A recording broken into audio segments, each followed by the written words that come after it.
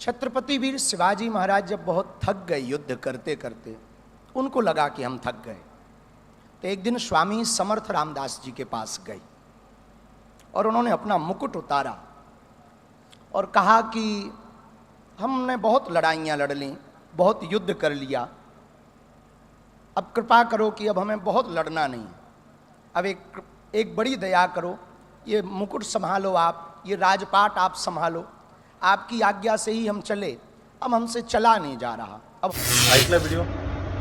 माझं ह्या सर्व बाबांना एकच म्हणणं आहे, जर तुम्हाला इतिहास माहीत नाही, इतिहासामध्ये छेडछाड करण्याचा प्रयत्न करू नये। ज्या प्रकारे छत्रपती शिवाजी महाराजांबद्दल हे बोलत आहेत, अक्षरशः अपमान करत आहेत छत्रपती शिवाजी महाराजांचा, की छत्रपती शिवाजी महाराज लढाई करून थकले होते, त्याच्यामुळे ते रामदास स्वामी यांना सांगितलं की तुम्ही राज्य चालवा।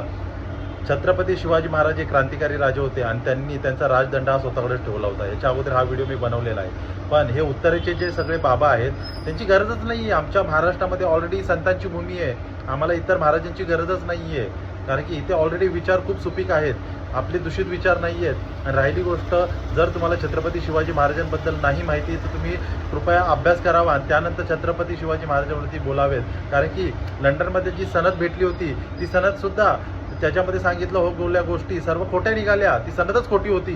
त्यामुळे आमची तुम्हाला रिक्वेस्ट आहेत आणि सर्व बाबा लोकांना रिक्वेस्ट आहेत की तुम्ही छत्रपती शिवाजी महाराजांचा अभ्यास करूनच बोलावे। धन्यवाद।